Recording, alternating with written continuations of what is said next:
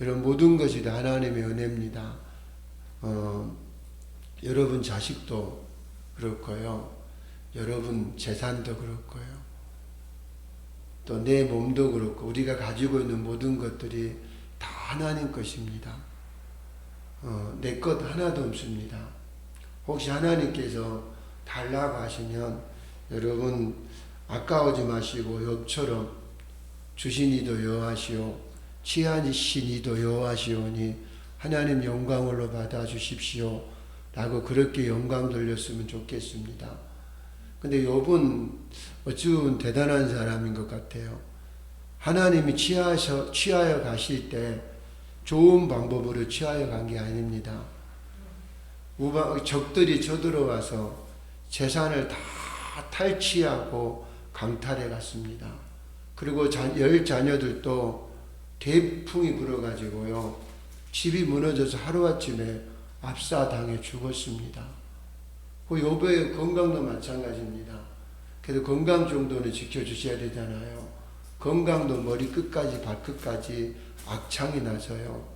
정말 눈뜨고는 볼 수 없는 그런 처참한 상황에 처하게 된 겁니다. 근데 욥은 주신 이도 여호와시오 취하신 이도 여호와시오니 주님 영광 받아 주십시오. 내 거 아무것도 없습니다. 다 하나님 것입니다. 이런 기도가 나온다면 모든 것이 하나님의 은혜라는 걸 아는 사람입니다. 제가요 젊었을 때는 성도들이 교회에 와가지고 십자가 보혈 공로를 의지하며 기도하는 게 이해가 되지 않았어요. 답답했습니다. 왜 자꾸 십자가 그러지? 아니 죄와 싸워서 이기는 것에 감사드리고 승리하는 것에 대해서 감사드리고 하나님의 영광을 드러내는 것에 대해서 감사를 드려야지. 눈만 뜨면 십자가 그러니까 저는 그게 좀 답답했던 것 같습니다. 그리고 저는요 젊었을 때 누구보다도 의분이 강했던 것 같습니다. 쉽게 말하면 교만한 거죠. 내가 나를 못 본 겁니다.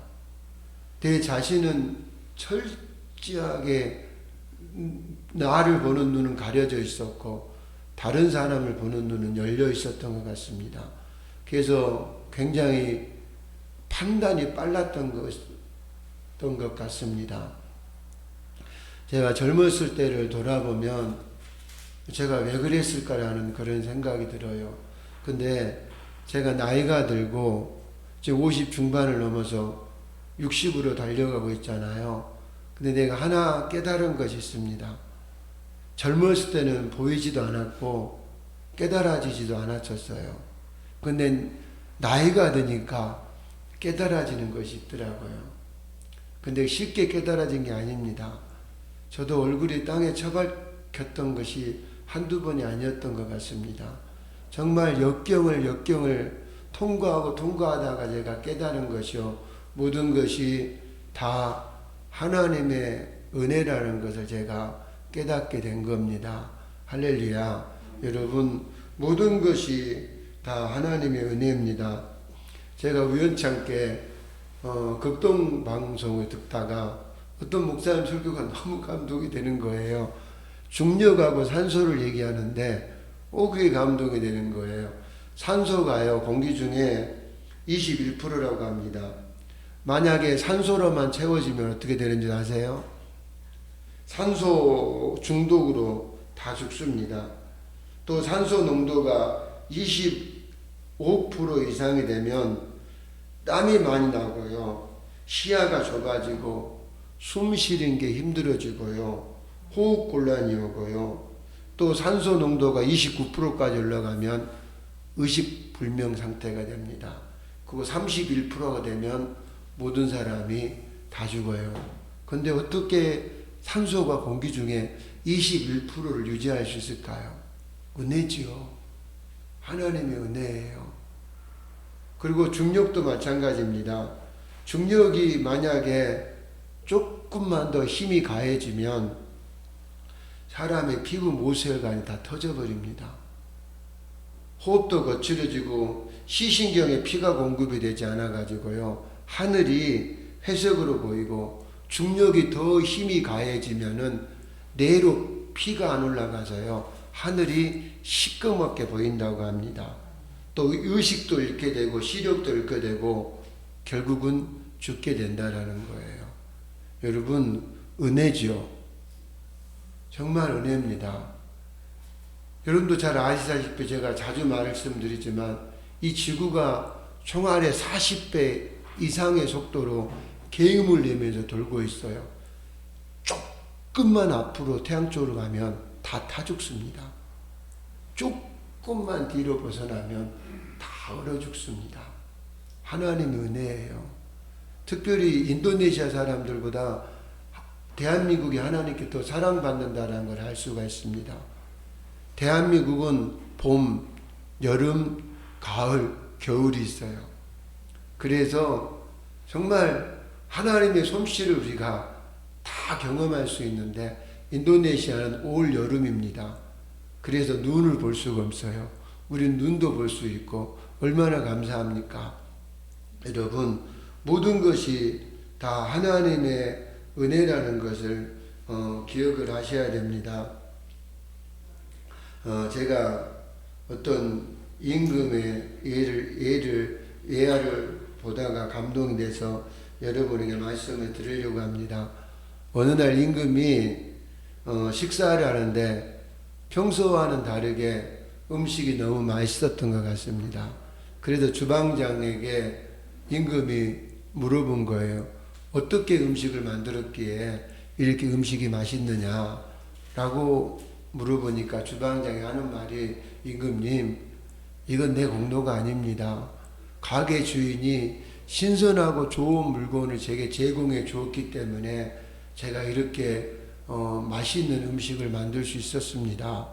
그래서 임금이 가게 주인을 부른 거예요. 당신이 어떻게 했길래 이렇게 신선하고 좋은 음식을 만들 수가 있었냐, 팔 수가 있었느냐 했더니 가게 주인이, 임금님, 이건 제 공로가 아니에요. 농부가 저에게 신선하고 좋은 음식을 팔았기 때문입니다. 그래서 임금이 또 농부를 부른 겁니다. 당신이 어떻게 농사를 지었길래 그렇게 좋고 신선한 물건을 팔 수가 있었느냐 했더니 농부가 하는 말이, 임금님, 이건 제 공로가 아니에요.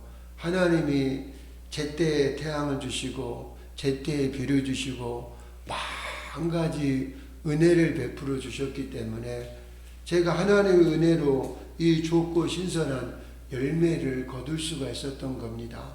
모든 것이 다 하나님의 은혜입니다.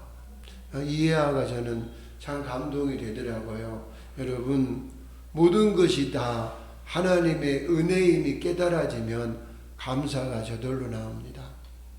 아까 서두 얘기했던 것처럼 좋은 일이 와도 감사가 되고, 욥을 보십시오. 동방의 최고의 부자였습니다. 근데 그는 감사가 오직 하나님께로만 집중했어요.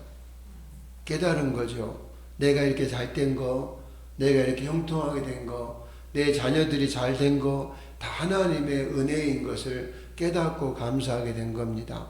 그 하나님의 은혜임을 깨달은 사람은 이해를 뛰어넘는 상황이 벌어진다 할지라도, 설명할 수 없는 상황이 벌어진다 할지라도 하나님 앞에 감사하게 된다는 겁니다. 제가 저번 주에 주영기 성도님 집에 신방을 갔어요. 주영기 성도님하고 이런저런 얘기하다 주 성도님이 저에게 굉장한 얘기를 하나 해주더라고요. 8년 전이에요. 8년 전에 머리에 갑자기 빈혈이 생기고 하늘이 노랗고 일어서는데 지구가 빙빙 도는 것처럼 느껴지더래요. 그리고 제대로 걷지도 못할 것 같아서 청량리에 있는 성모 마리아 병원 응급실에 입원을 했다라는 겁니다. 근데 성모 마리아 병원에서 주홍기 성도님의 피를 뽑는데 피가 너무 찐득찐득해서 피가 뽑아지지 않는다라는 거예요. 그래도 큰 병원 경희대 응급실로 옮겨지게 된 겁니다. 그곳에서 이것저것 검사하다가 결국은 종양 5개를 발견한 거예요. 며칠에 걸쳐서 종양을 다 제거하고 며칠이 지났는데도 일어서면 핑 돌고 하늘이 노랗고요. 그냥 지구가 빙빙 도는 거예요. 그래서 경희대 병원에서 또 다시 다른 의사가 와가지고 척추에다가 뭘 뚫어가지고 아마 골수에서 뭘 뺀 것 같아요. 검사해 봤더니 암이 발견이 된 겁니다. 그래서 이제 암 치료를 받은 거예요. 그리고 여차저차해서 집에 왔다가 쉬고 있는데 이제 다리 힘이 없는 거예요.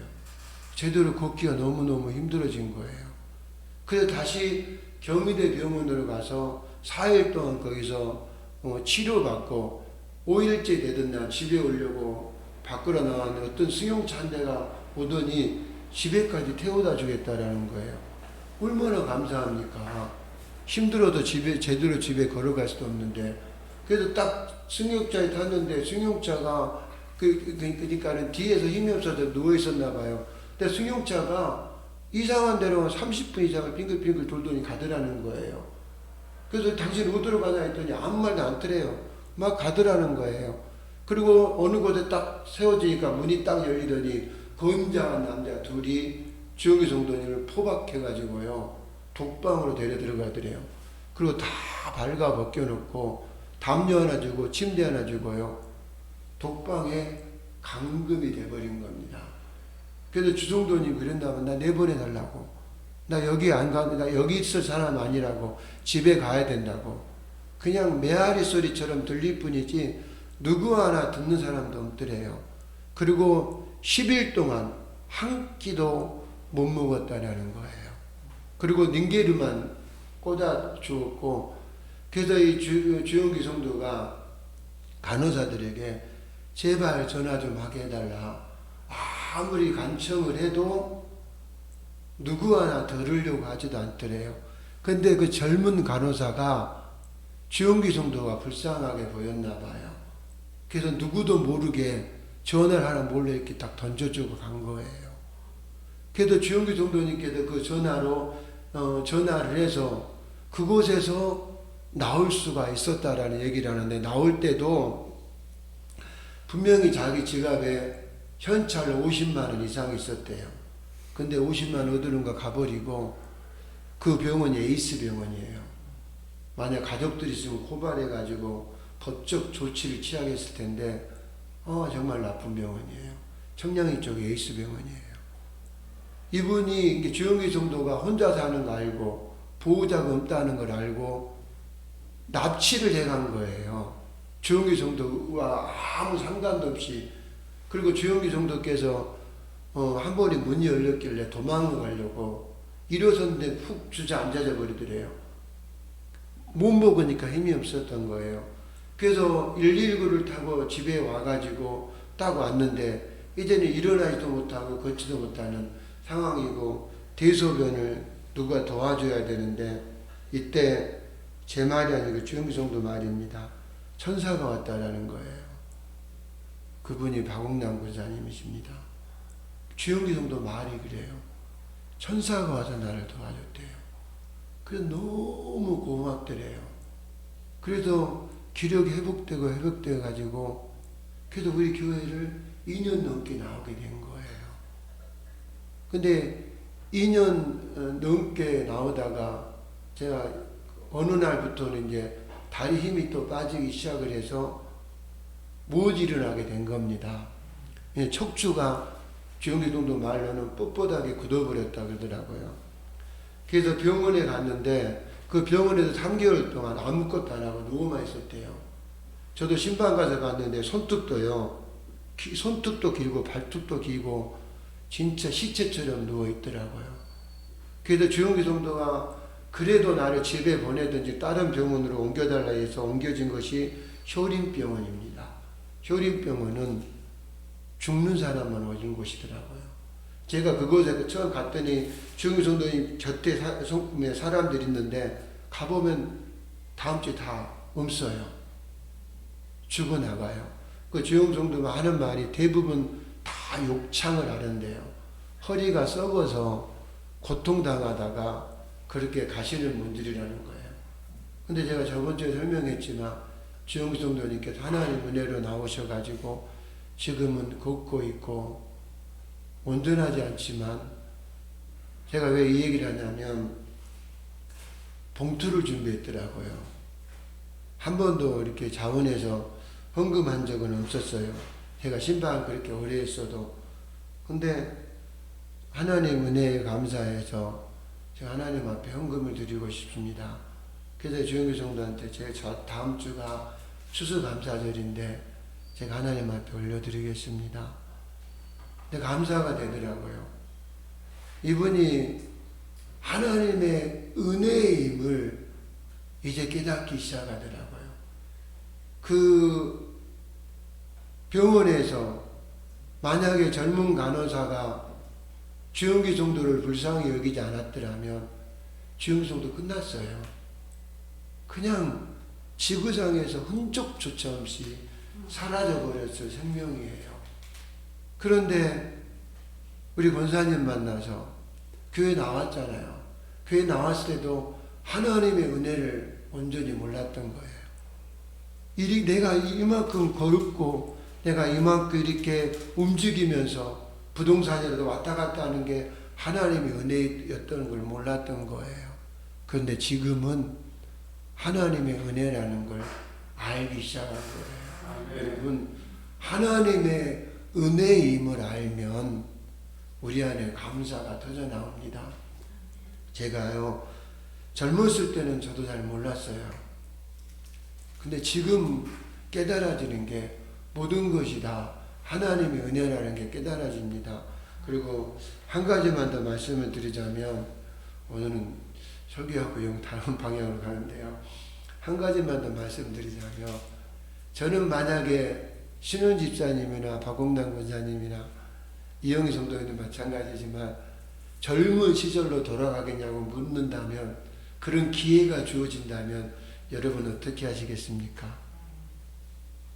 저는 안 돌아갑니다. 그 이유는 죄와의 싸움이 너무 힘들었기 때문에 그렇습니다. 내 안에도 막 피가 끄는데요. 그걸 이겨내는 게 너무 힘들었던 것 같아요.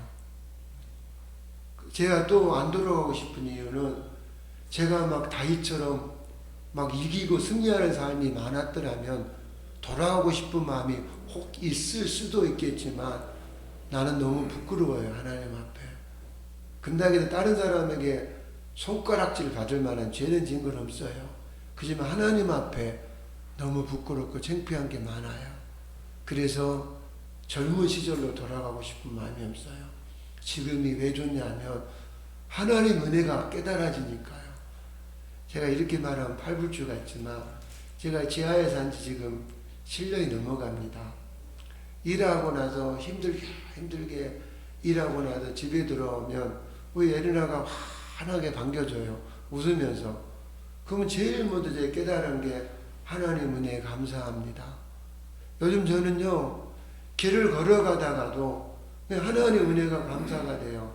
근데 신기한 건 나이가 든 게 왜 이렇게 감사가 되는지 모르겠어요. 하나님, 내가 나이 든 게 너무너무 감사해요. 왜냐하면 나이가 드니까 장례식도 많이 가고 죽는 사람들이 곁에 너무 많이 있는 거예요. 그래서 내가 하나님 앞에 설 날이 얼마 많이 남지 않았구나. 이게 더 깨달아지니까 더 감사가 되는 거예요. 여러분, 우리가 하나님 앞에 드릴 수 있는 최고의 기도는 감사합니다. 할렐루야. 여러분, 눈 떠도 감사, 눈 감아도 감사, 앉아도 감사, 일어서도 감사, 사업이 잘 돼도 감사, 안 돼도 감사, 범사에 감사하는 것, 이것이 하나님의 뜻입니다. 아멘. 오늘은 여기까지만 하고 설교를 마치도록 하겠습니다. 잠시 기도하겠습니다. 거룩하신 하나님,